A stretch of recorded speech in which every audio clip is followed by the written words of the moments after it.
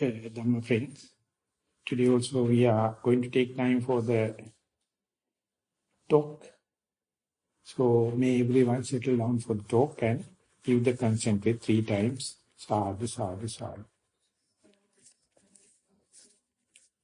Namo tasse bhagavato arahato samma sambuddhasse. Namo tasse bhagavato arahato samma sambuddhasse. Namo tasse bhagavato arahato samma sambuddhasse. Tasmatiya bhikkhave ma agocare charit paravisaye charat bhik charatang paravisaye racchati maro tarang labbati maro arammanang ti. Dear Dhamma friends, for this retreat we have taken this particular discourse known as Sakunaggi as the main topic for the series of the talk. And so far we have covered early part of this particular discourse, whereby the Buddha starts with the simile or parable, and then only he is going to relate it to our day-to-day life or to our meditative life or to our mindful life. According to the parable, whenever the quail or the weak bird is away from his own domain, as far as he is wandering around the other's domain, it is vulnerable. And any time a bird catcher or a hawk can come and pick it. And knowing that, you must understand, to understand the benefits or advantage of limiting your activities to your own domain, the protected area. So this is the message the Buddha wanted to give. Of course, there's another episode whereby if the quail, if the weak bird knows how to make use its own domain, its own secured area or the pasture land, it can even challenge a powerful bird like a hawk, and that is also part and parcel of this example given. So having said that, the Buddha says, for that reason, according to the example, after giving that example, for that reason, you should wander into what is not your proper domain. Could have been no match whenever you are living in this your own domain, that means your territory, no match for me, you can claim even for the hawk, even in battle. So that is the whole sutta is to highlight, to understand your proper range or your territory assigned, and as far as you are there, you can even challenge the other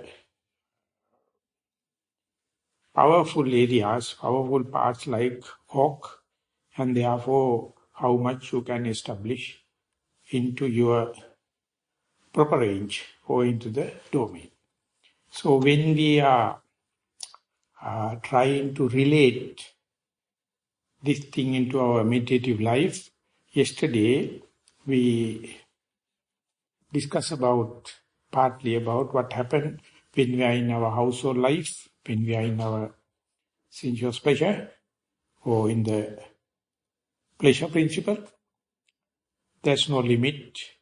We are maximizing the pleasure by seeing, hearing, smelling, tasting, touching. And more you go indulging this, more and more you end up with frustration and tension. And the environmental pollution. And the global warming. All kind of things And even if you know it is happening, that means bad consequences, you can't stop it. You can't stop at your personal level or as a society at large. So therefore, we are threatening our future generation and the humanity as such.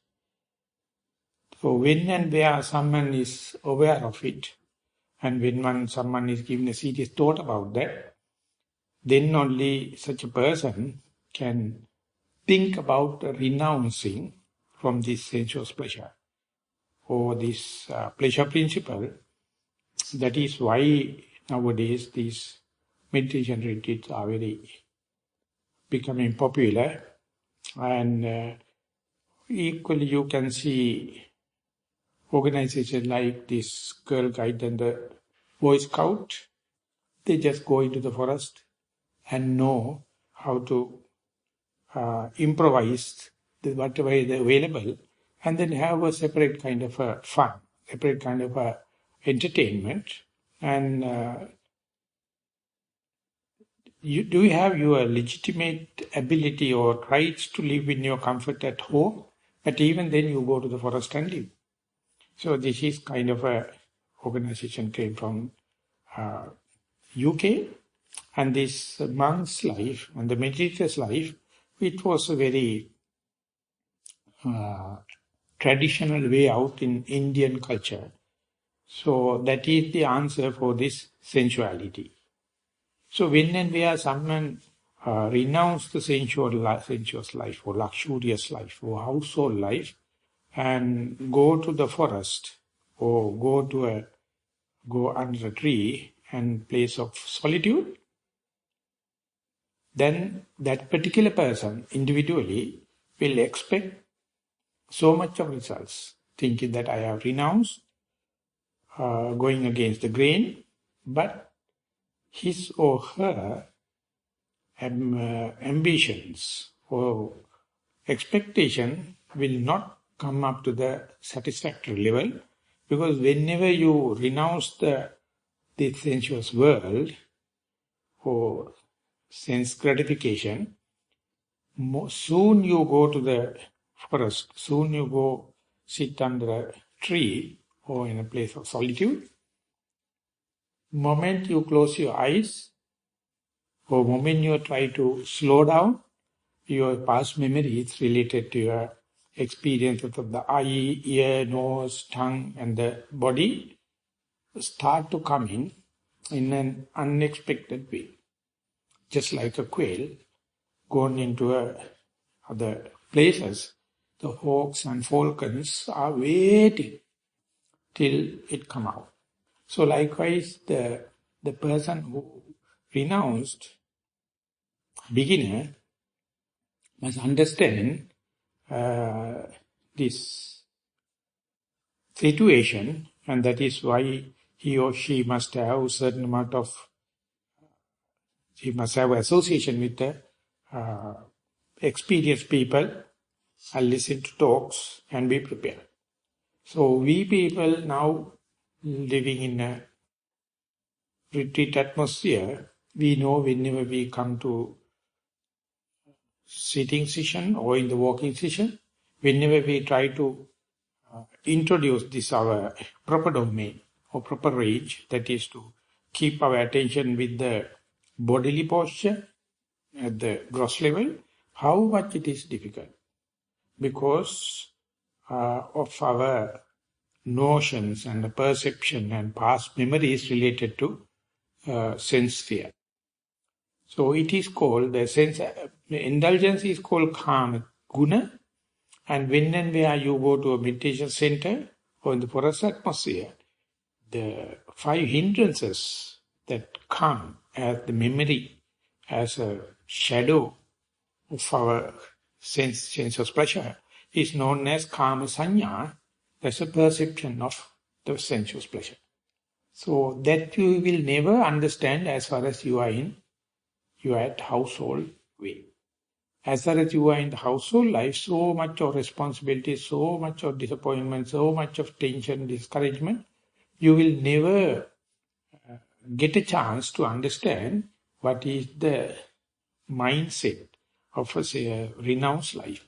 Whenever you come to a renounced life, you get to know that in an unexpected way.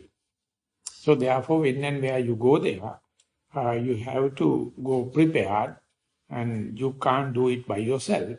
There should have a certain amount of organizations, certain amount of understanding. So now we are lucky we have that in the retreat atmosphere or monastic atmosphere or whatever the organization. So the point that I wanted to make, even though very difficult for you to understand, the karma guna, the sensual pleasure and the gratification you do at home will be replaced by kama sanya, the sensual perception or the shadow of that. And this kama sanya is better than direct kama guna, sensuality. So that very difficult someone to understand. Because after renouncing, each and everyone think mind should be calm, the body must be calm, and object must be calm and quiet. Instead, what happens is, you can see all the hindrances coming. So therefore, main thing the beginner doing is hating hindrances.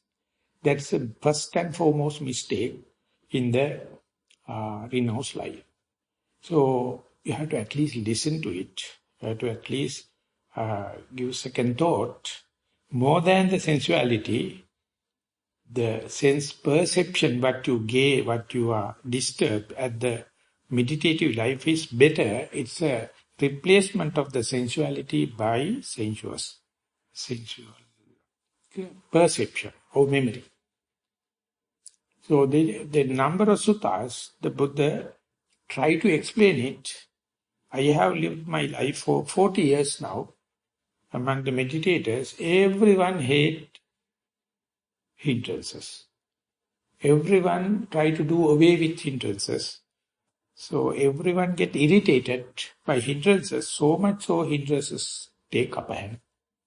So how much time would you take to understand how I have replaced the sensuality by sensual perception? Now only sensual perceptions are coming. Memory only coming. It's just a mind matter. It is not direct sensual pleasure. But it's a shadow of it. So therefore go prepared. They have to come.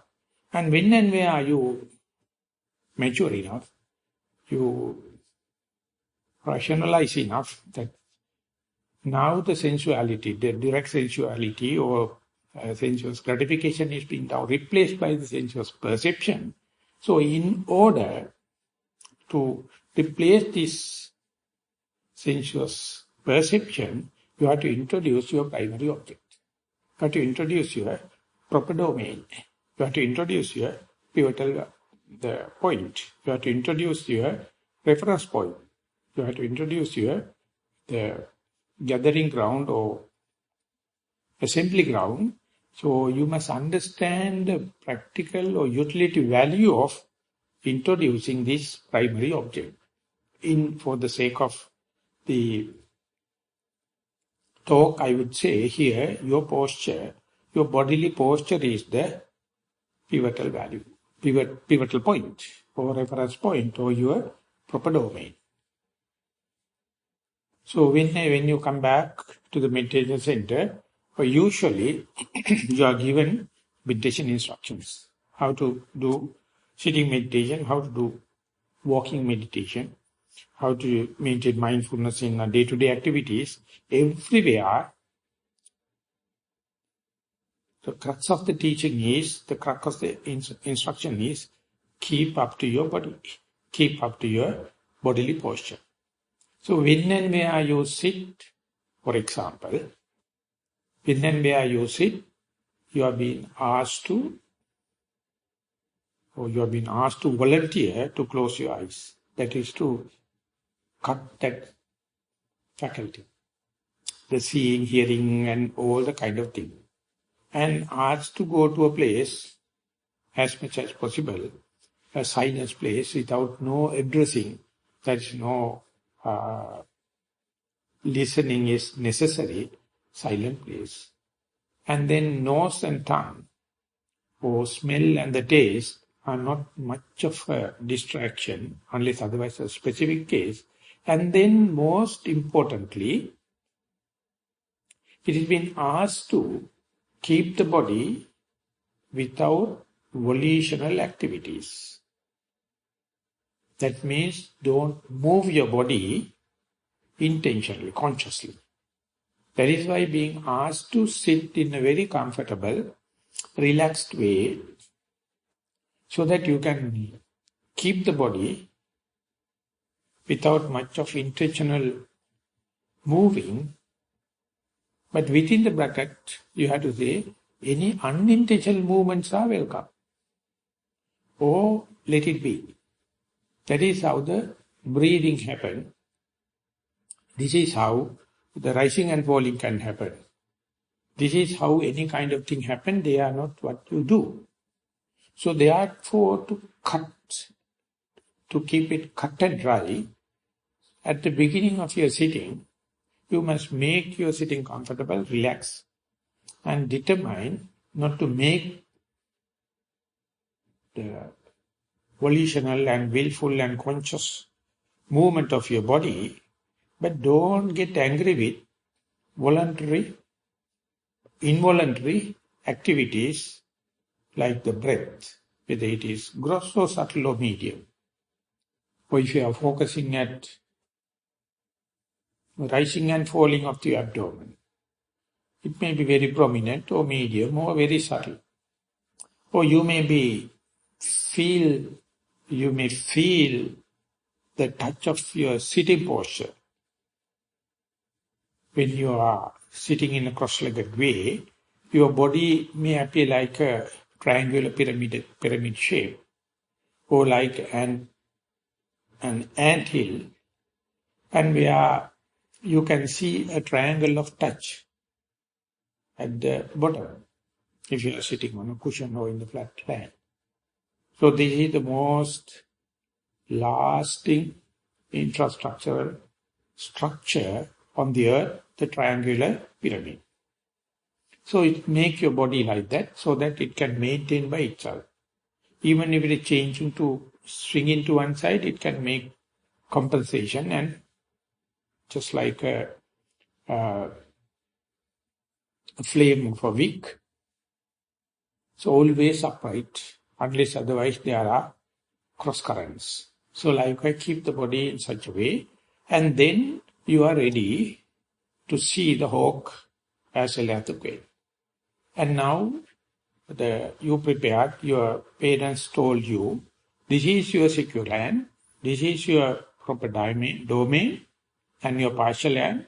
Whatever happening within that, no problem. Whenever mind goes away from the body, away from the present moment, away from me, that you get opening, or you become an object of the hawk. So that is why it says in sitting meditation, another definition for the mindfulness, here, now, I am. You are within the domain. So once you introduce that, or in the sense, once mindfulness is intact, when you know now I am sitting, that is 100% of your meditation. Anything happen within that domain, you are fully secure. So how many minutes, how many hours, how many sittings, how many days, how many years, or how many life cycles will take you to understand, as far as I am within the domain, I am secure. So this is what you are verifying again and again. This is what you are testing again and again, till you get convinced, as far as I am within the body, that's I am worth calling a yogi, meditator. Whenever it is in the past or future or other people or other places, You are vulnerable and you are making an opening and you become an object of the hawk or the bird catching bird. So these hawks and the falcons are very powerful. Even in flying business, even though you also belongs to a, say, maybe an category being an quail. So therefore, even though you are a human being, you have been instructed and you are already renounced, and not only that, you have confined your attention in sitting meditation to your body, and there are very clearly you can see you have the margin delimitation.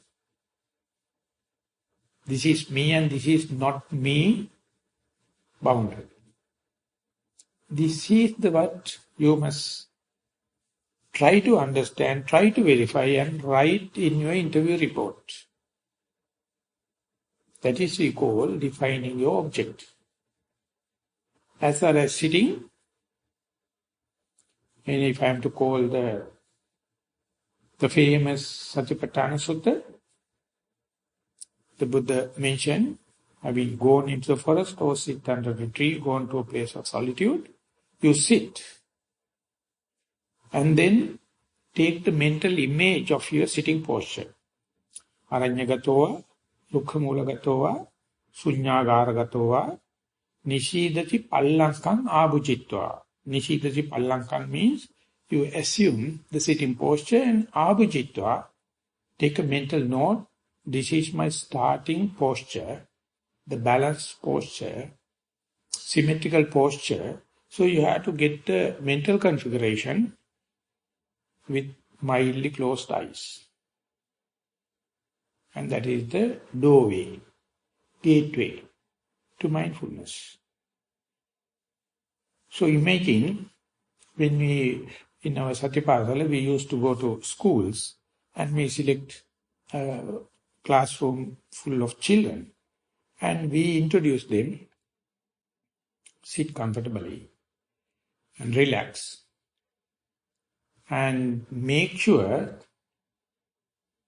that our mind is within the body. So how can you verify? Soon you introduce it. If the child get the idea and he or she has to take, of course, certain measures to see the balanced body and the relaxed limbs and kind of thing, and soon the mind come within the domain, within the proper pasture land, it is immediately verified. It is very electric. This is the Nibbana. This is the liberation. So the moment, the very first moment you introduce mindfulness, it is take no time for that particular person to verify. Now my mind is within the proper domain. It is within the secure land. It is within the pasture land. So the way the children give the feedback, very beautiful, very aesthetic. But they are not religious. They don't know the scriptures. They are not worried about this moral conduct, nothing. They just say, you just sit, give a chance, and sit comfortably. And we invite the mind to come and rest within this proper domain, or secure land, or in your pasture land, or your ancestral territory. That very thought moment is so verifiable. That is why the Buddhism becomes scientific. Anyone who do exactly the same example, anyone do in 1001 times exactly the same experience, that very experience is the most difficult thing someone to write, someone to share. Come here and now and try to explain what you experience, you become dumbfounded. It is so profound. And everywhere, anywhere, any person can try. So, we had the interfaith kind of common sitting in the Independence Square in Colombo. So many people from many denominations and ethnic groups came. Then while sitting, I gave a guided meditation. I told, sit comfortably. It's an open air place, morning hours, not so hot, and feel the symmetrical body posture and feel the relaxed muscles and the limbs and invite the mind to come and be here, now I am.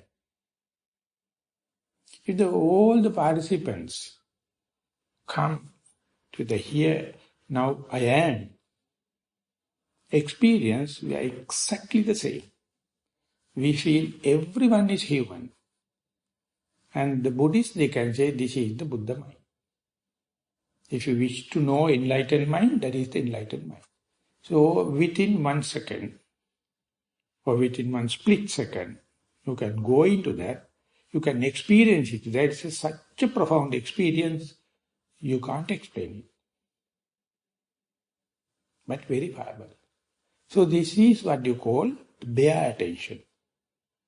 This is a preparation for the mindfulness. This is the launching for embarking state into the mindfulness. So once you be introduced that, it is your prime duty to maintain that thought moment to 2 thought moments, 3 thought moments, 4 thought moments, like, so then 1001 ways and means you have to assimilate to keep the mind in this domain. And some prolific writers, they say, as far as you know what is your prime duty in your meditation, I would say prime duty for mindfulness, ways and means wise we are all equally equipped. We have equal potential. We have equal possibilities. No one is better than other one. Thing is, you don't know what is your prime duty. Thing is, you don't know what is to be maximized because of your knowledge. Because of your knowledge of the scripture. More you learn the scripture, more you are bewildered. That is why it is very easy with the children. We give it as a challenge. Now we introduce mindfulness and try to keep the track with the present moment. 2 things. One thing is try to explain it, try to share it with other people. That's one beautiful aesthetic aspect of mindfulness. The second thing is see your capacity to maximize this thought moment, continue one moment to the other moment. Because once introduced, the maintenance or securing the place, securing the experience appears somewhat easier than introducing. So in a retreat, we are going little more than introduction. But in Satipasala, we just give a glimpse. We just give a bare attention and then ask the children, if you feel it is beneficial, please continue. So, when given to a child at the grade 5, that means age 10 to 11, after 5 minutes, trying within the classroom atmosphere, he is writing, after 5 minutes of sitting and be mindful, so much my tension reduced. So we think children are without tension. We think children are much happier and much uncomplicated in mind. But even then, 5 minutes sitting and trying to be mindful give lack of tension, relaxation. So the principal of that school wanted to try it with the 5-year-old child, not the grade 5th. And then he gave, and then 5-year-old child also sitting Few minutes is exactly the same. I feel released, relaxed. So he wrote to me, Bhante, what kind of a tension of a child at the age 5 to be relaxed, to be feel free. Then I told the child can understand the relaxation. You being headmaster, you can't because you are too old. Child feel relaxed. Then they need to know that is not the question. We think children have no with much of tension. So therefore, how they can experience or express the advantage of mindfulness. And late I didn't immediately the answer did not came to my mind. I did not try it there.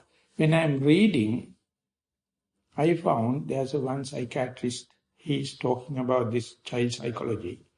He says whenever a child born to a family, he or she get the lion's share of love of his or her mother.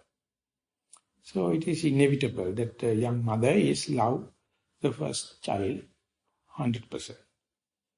We'll say after 2 years or 3 years or 4 years, whenever the second child come into the family, first child develop jealousy and develop kind of hatred to the mother because now attention is shared with the second child. So even at that age, mind is with these underlying tendencies, directed dispositions or asava kilesas. So therefore even the children, even at the age 3, they have their own share of the tension. So therefore, whenever we are introducing mindfulness, it's a therapeutic way or preventative way. Many people can argue that why should we give it to children because they don't have tension, we do have no business of stress reduction. So why should and how should we introduce? No, the human mind, right from the birth, whether it is being expressed or not, seeds are there. So when that is being addressed with the mindfulness, or be here and now, or try to be choiceless, try to develop choiceless awareness, it's a huge release. And that, irrespective of the age, irrespective of your mental and physical health, it's a nutriment kind of a thing for the healthy mind. So therefore, whenever you introduce mindfulness, the very first split second, instance, you become a childlike, you develop childlike psychology.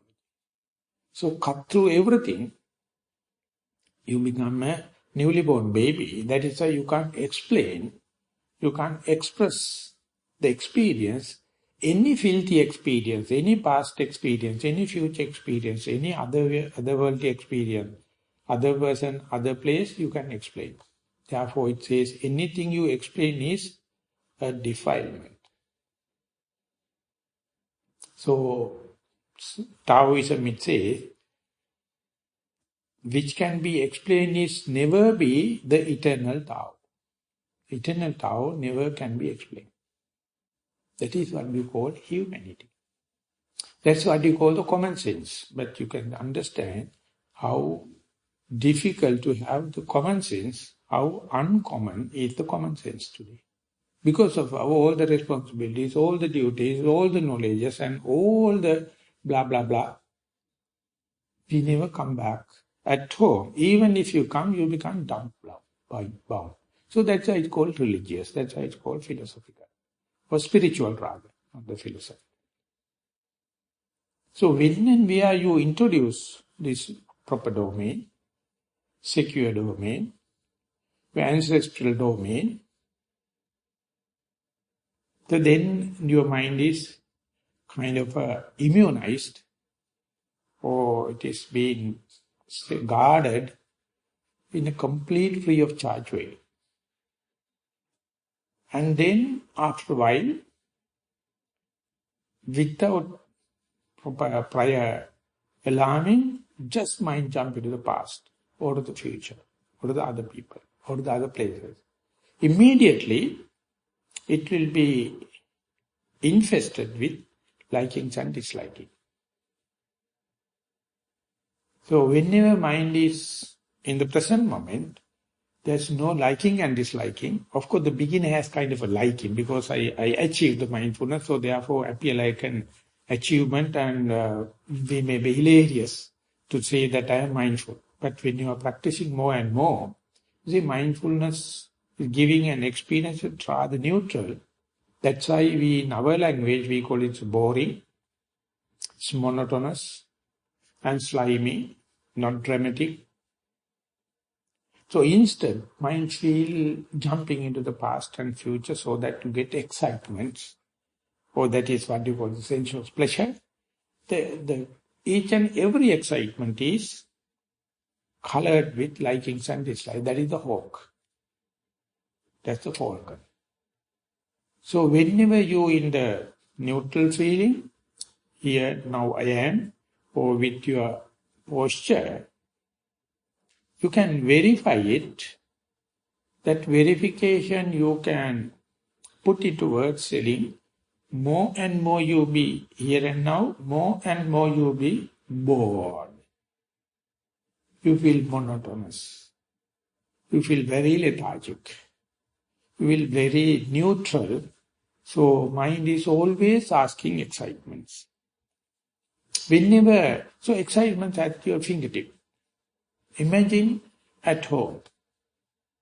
When you're at home, if you wish, you can switch on the television, or go to the newspaper, or a novel, or teledrama, whatever it may, or any sound, or any taste, or any smell, or any cushion, or any kind of a posture, you can have it at your own disposal. And therefore, why worry about this boring? Why should we think about this boring thing as religious, as spiritual, as mindfulness? No chance, no possibility.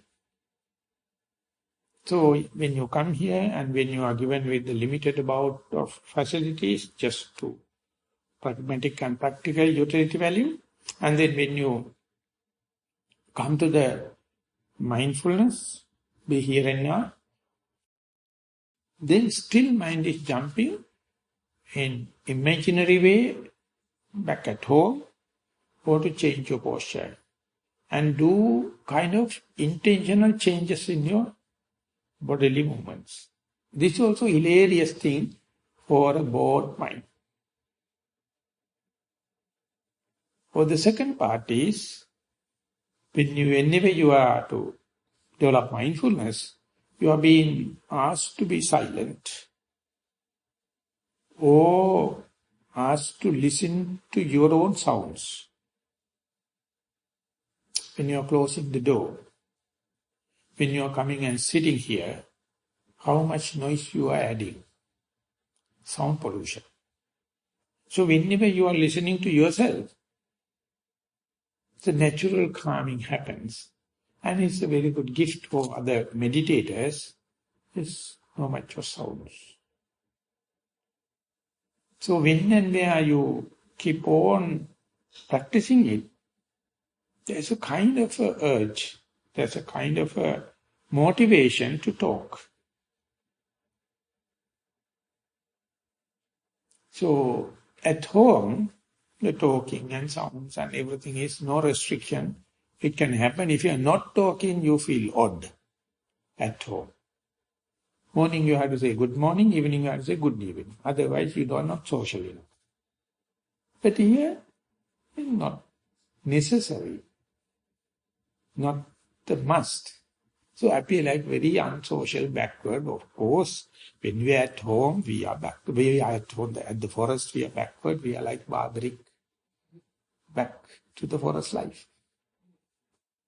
So, to live in 30, 40 years in the forest, so you again back to the forest. And then you become unsocial being. So this changes from the highly advised, highly seeked out, highly appreciated this social life to this no bodily movements and no verbal movements in the sense of volitional, willful and conscious. And to observe anything, you can understand the way our mind is working, just like the quail. Always trying like getting out of the domain and to roam around, wander around, and the mistake there is, you claim this as my mistake, then you suffer. You have to understand this is the human mind. So therefore you can't personalize it. You can't privatize it. So when you are in the discussion, we feel everyone is the same. We are all in the same boat. So that is why the common interviews are very, very interesting. Whatever the way of life, when you come and sit, exactly the same problem. Mind is wandering and you start the sentence, my mind, I started like, then onward whole grammar is wrong. How can you remove this I and me in the sentence when you can, whenever you can explain, as far as I keep my mind with here and now, with the breath, I can see the in-breath is like this and out-breath like this. Likewise, I went for 2, 3, 4, 5 breaths. And immediately I found the mind is no more with the breath, it is in the past. Or it is jump into the future planning. In the past means regret and the remorse. Future means always excitement. Or it may jump into some kind of a desirable object, or undesirable object, or slimy mind, or sloth and torpor, or overexcited mind. So when that happens, whenever that happens, it's always associated with likings and dislikes. So therefore, more than this neutral and passive, unintentional, non-volitional present moment, whenever it happens, if you can report it without adding your commentary, without adding your I and me into that sentence, it's 100% correct reporting. So therefore, write yourself and read it again, how much you regret about that. You have kind of a moral regret. You become a moralist. Says, you see, I got leave with so much of difficulties. I travel all the way from home to here and end bearing it up with all the difficulties. And whenever I try to be mindful, my mind is not here and now. It is going out and past and future. I feel so sorry. Bhante, can you please help me to keep the mind here and now? So it's a lamentation. It's a crying. I have listened to interview reports for 40 years. So when I was in Burma, when I am writing, the Sayadaw asked, I can't understand what you are talking about. Come and sit beside me and listen to others. So everyone, my fellow meditators thought Sayadaw is teaching me to become a teacher. No, I am being punished. So when I am writing, I regret, I moralist kind of a report, so Sayadaw can't understand what is happening. So he says, please tell me what is happening without your additives, condiments, beautification, nothing, just what happens. So then you become an enlightened being.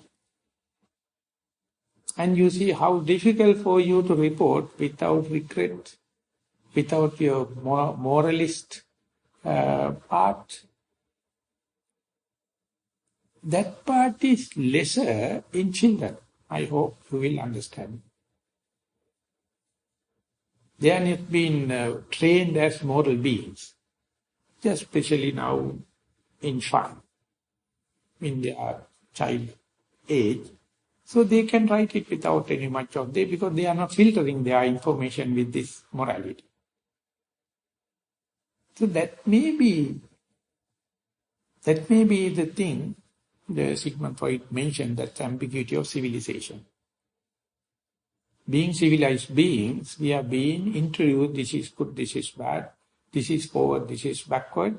So therefore we cannot present our information without put these additives, so add the condiments of our upbringing. The moment that is removed, we become human.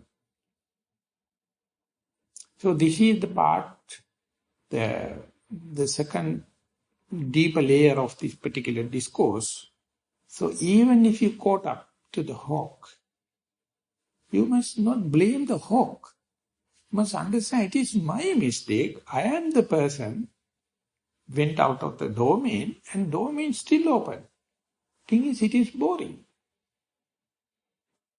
So whenever you thread pass from the domain, or your proper domain, then the hawk is waiting. It is not for you, it is the nature. So whenever you get caught up, if you are to think about way back home, there may be some chances.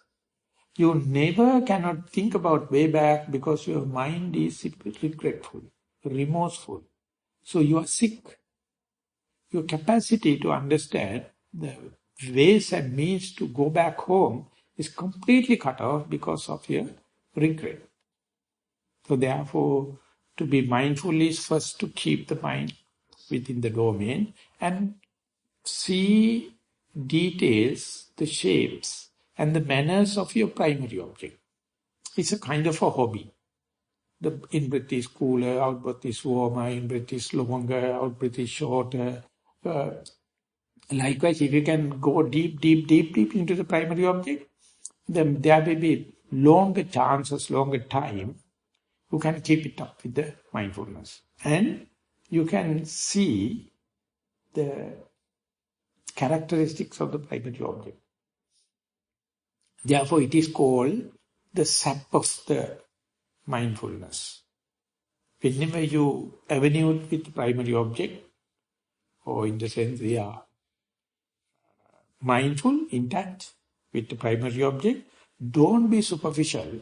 Just go as immediate as possible, as close as possible with the primary object, and try to see its shapes and the manners, so that mind is occupied. This is the beginner's mind. For that only the noting is necessary. For that only counting is necessary.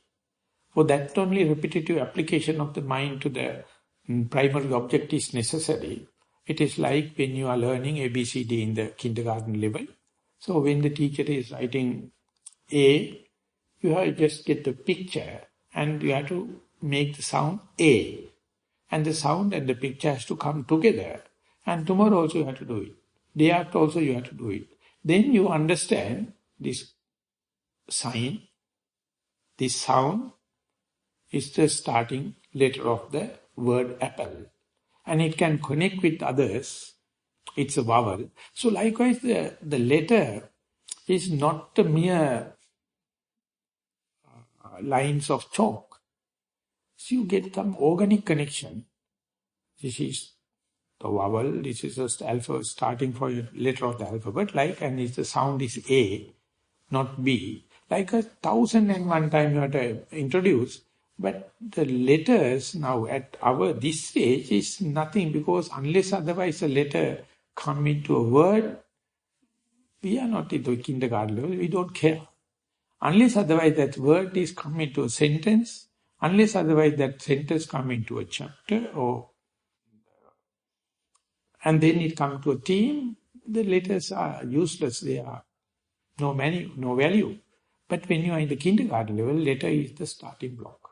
So they are likewise, when you are observing the primary object, If you go into deep into, you are utterly safe from the hawk. Because you are going deep into the object, but it is boring. Very nicely the Buddha mentioned, unless otherwise Buddha come and let you know, you will never go into look into your breath. You may live 120 years. You may take 13 millions of breaths. Not a single person naturally go and look at the breath. It's boring. But instead of other things appear very dramatic, very appealing, so naturally you will never go to your proper domain. So therefore, introduction, or giving the value of the proper domain, secure domain, is always happening through listening. Listening to Dhamma. So therefore, you have to listen Dhamma, one thing. Second thing is you have to appreciate it. And to say, yes, it is very boring, it is like just white bread. You have to eat it without jam and the cheese and lunumiris and anything. So, it's not palatable. Even though it is the staple food. So exactly the same, your sitting posture, or comparison between the sitting and walking posture. And to understand what is the difference between the right leg touch and the left leg touch. And to understand the difference between the in-breath and out-breath. Or to understand the difference between the rising mode of the breath and the falling mode. They are utterly with us. Even we neglect them, they never neglect us. As far as we are living, breath is there. So therefore, give the attention to that, how much justification you have to do. Because our outside sensuous pleasure is much, much, much attractive, titillating you, hilariating you. So therefore, whenever you try to give a property to your dear and near one, you will never give the mindfulness or breathing on mindfulness as the best gift. Never. You will give property, you will give land, you will give the movable and unmovable properties to your dear and near one. You will never give. So when the Prince Rahula came and asked the property and the heritage, the Buddha told, yes, please come, I'll give you. And took to the monastery and asked Venerable Sariputta to ordain this young prince at the age 7.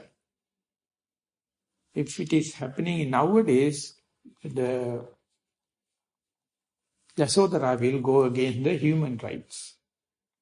They will appeal a case, telling that the father took the child to the monastery.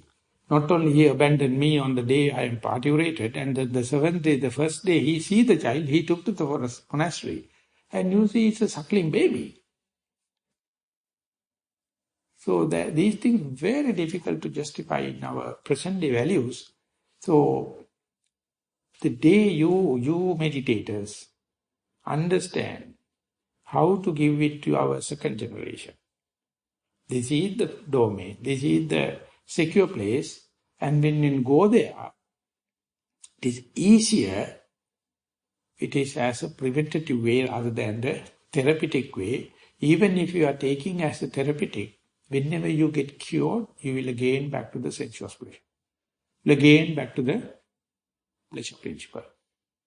So therefore mindfulness is utterly blamed in the present age.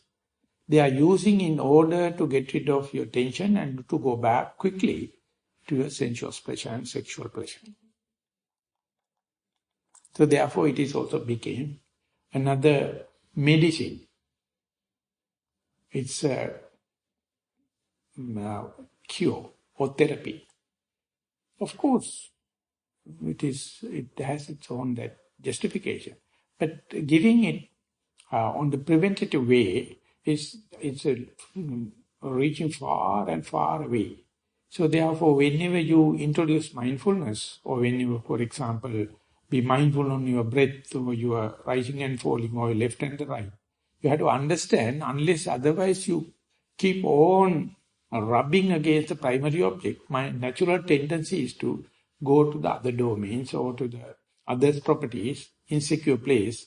So there the hawk is waiting, falcon is waiting, no justice you can expect. The best thing is to be in your domain, and in order to maximize the time, you have to be very immediate with it. You have to observe details, what is the shape and what's the manner of the primary object, and then only you will sustain mindfulness little longer than the last sitting. And again, whenever the mind goes out, whenever come back again, do the same thing as a beginner. Do it with the beginner's mind. Whenever you start, try to keep one more breath, one more rising and falling, one more left leg and right leg. Each time you can see, you can add to the list of shapes and colors, shapes and the manners. So that is what we try to explain, we expect in interview reports. More and more you know how to pick the manners and the shapes of the primary object, utterly you know how to facilitate mindfulness. If you are worrying about the wandering mind, if you are worrying about the past and the future, you are fertilizing the tension. You are fertilizing the past and the future. So therefore, to changing from this complaining mind to plunging into the primary object is the real changeover in your meditative life. So therefore, you have to understand when and where you are with your primary object, you are free from the sensuous pleasure, you are free from the sensuous perception, you are free from the unsecure land. So therefore, you are 3 steps ahead. Or I will repeat it in another way. As far as you know you are sitting, or as far as you know you are walking, that you are in your domain, that indicates mind is not indulging sensuous pleasure. It is not affected by sensuous perception or memory.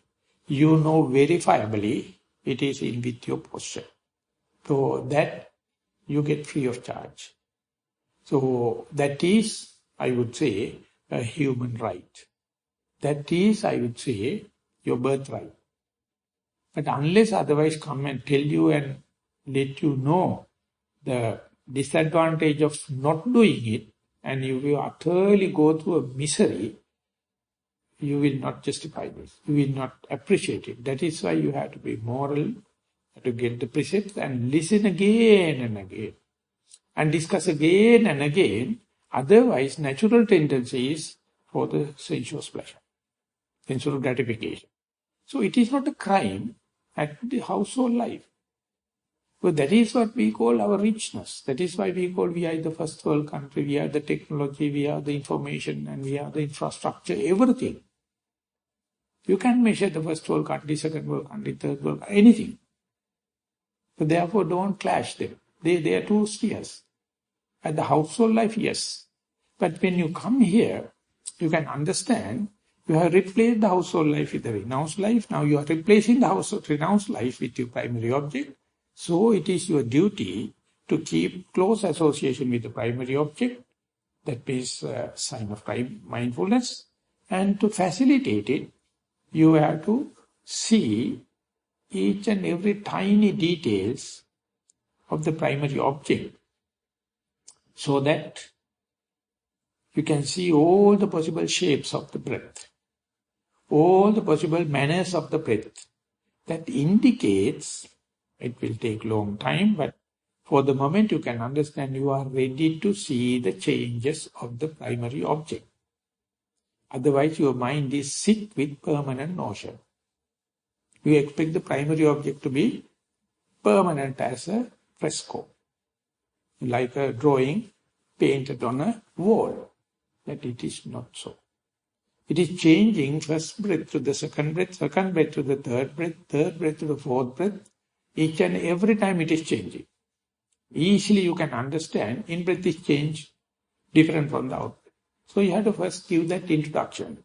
That's a penetrative mind, analytical mind, reductionist way, scientific way. This is just physics. What's the difference between the in-breath and out-breath? What's the difference between the rising and falling? What's the difference between the left leg and right leg? What's the difference between sitting posture and the walking? Whenever you go into that, you know mindfulness is secure. And two stories. One thing is you evolve. You see the evolution of the primary object as and when time passes, as and when you become mindful. And meanwhile, deductive knowledge or inferential knowledge will say you are utterly safe from the sensuous pleasure, sensual gratification, utterly saved from the sensuous notion or the perception. And as far as you are with the primary object, mindfulness is verifiably correct, intact. So these things, when it comes, you see, they don't take time for maturity. When and where it happens, then and there you can verify. So that verification never happened in the early part of your meditation because it needs so much of theoretical understanding. It needs so much of book knowledge. Otherwise, our mind is always tend to complain. Always critical. That critical nature appear like irritation. You feel irritated when you are sitting, rather than doing day-to-day activities. Day-to-day activities, time passes without much of a problem. But when you sit, it's 1 minute take about 5 to 10 minutes, like very dragging. And even the content is very boring. So it appears like a full effort. So therefore, it's a very clear sign. So whenever someone is complaining, telling that my leg is aching and mind is going to the past and future and headache is coming and feel sleepy, all the kind of thing, my simple way of asking is it a sign of mindfulness or is it a distraction for mindfulness? Whenever you are mindful, you are irritated. So irritation is the first and foremost sign of the onset of the mindfulness. So just like your Nissarana, so just like your hindrances, the day you appreciate the irritation, you are almost enlightened. That means you are ready to put up with the day-to-day unsatisfactoriness. That is the truth. That is no one is doing for you. You are the bloody fool imposing upon myself and you are suffering. Instead, report it as a universal truth. Whenever you are mindful, you are in irritation, you are in friction. Otherwise, you are other escapism. You are amusing yourself, you don't know. Well, you are not here and now. So therefore, you don't know what is happening to the body. The second thing is, the very quiet becomes self-critical. Each and every time you become mindful, you appear, I am not perfect. I would have done much better. Because other people are sitting long time, I am the only person who can't sit in the same posture. I am the person complaining, others are see white color, yellow color, green color, and this is lightness and tension, lack of tension. You see, sometimes they exactly say one thing, still I am practicing for 20 years, still I did not see yellow color. Still I did not see white color. So in New Zealand I visit once in 2 years. So they get together and one lady came new. And she complained, so the one old lady, for the meeting, she complained. So many report telling that I see the white color, yellow color and kind of thing. But I have practiced so much, I am very happy with mindfulness, no colors. Yes. And earlier it was, now it is not there. There's no teacher, they are discussing each other. Another newcomer, she came, she told, you wouldn't have paid the electricity bill. That is why it's so light. So you better pay the electricity bill, that light will happen. The other lady got very angry. So whenever you are mindful, you just report what is happening, not what is not happening. And one 4-year-old boy is telling, whatever your mind address will you lead. So if you are addressing always to the mistakes and the fault finding, you are utterly, desperately and miserably misleading to the disappointment. He says, people are always worrying about the buffalo, not belongs to them. They're always talking about the buffalo, not here. They're thinking about the buffalo and complaining buffalo. This is the whole newspaper. This is the whole media. This is the whole radio. They're talking about something missing. So that becomes very amplified when you become mindful. That appear like you start self-criticism. And the third aspect is you find fault with the fellow meditators. You attribute, I can meditate, others are coughing.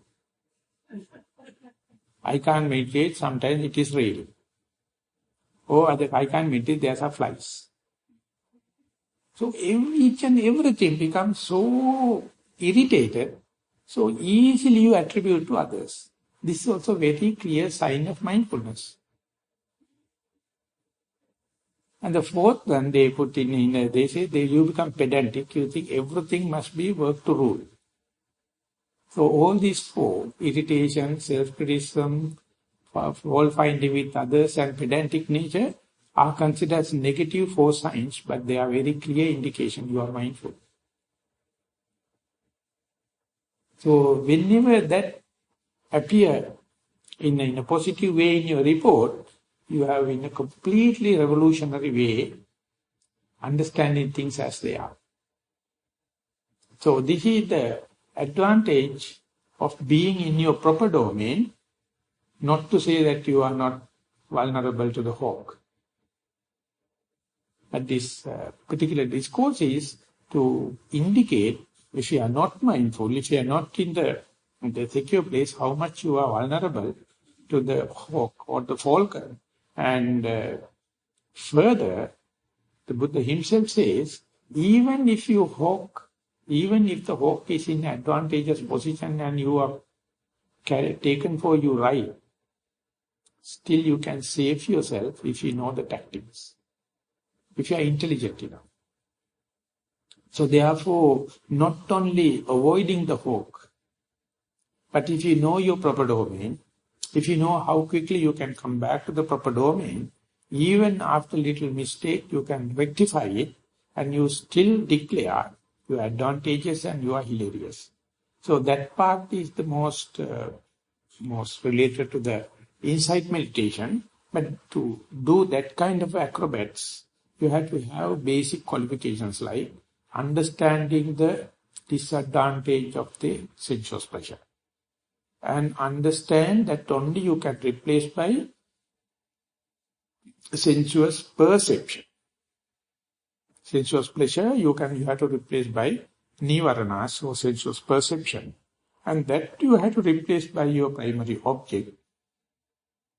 Primary object is naturally boring when compared to sensuous pleasure. So this is the theory. And even with that understanding you have to, not only theory, to apply again and again and again into the primary object and understand how much endeavorance, how much striving you must have, or this clarity in your meditation to have maximized the primary object. And when it is happening, what is the advantage and what are the signs you gain, such as the shapes and the manners of the primary object, and it is evolution. So as far as it is happening, you are completely secured, protected from the hawk. And once these all tools, ways and means at your fingertips, you can for a while you can go wandering and let the hawk to come. And you can give a challenge. So that is the the acrobatic part of the meditative life, there you become somewhat offensive. Like. At the beginning, you are defensive. You try to protect yourself as much as possible. Try to live as much as possible in the secure ground and the domain and develop the mindfulness. And that we can say the samatha aspect or the concentration aspect, so calming part of the meditative life. So in each sitting, early part is samatha or concentration related. And once the certain amount of mindfulness and the concentration matured, then only you can think about some risk-loving kind of thing or offensive kind of thing. That is the point where your mindfulness become reinforced. Mindfulness become diversified. Mindfulness put into different difficult situation and let the mindfulness to safeguard itself. Or in modern language, we can say this is the point you can learn multitasking. As a yogi, not only always you are living in a meditation center and always closed eyes and cross-legged and sitting meditation. Once the tools are really galvanized and sharpened, you can use them into the normal multitasking task. For that also, luckily, this particular discourse is inviting us to ponder into. So, keeping that for the tomorrow, I would like to sum up the today's talk with this much. Thank you very much for listening.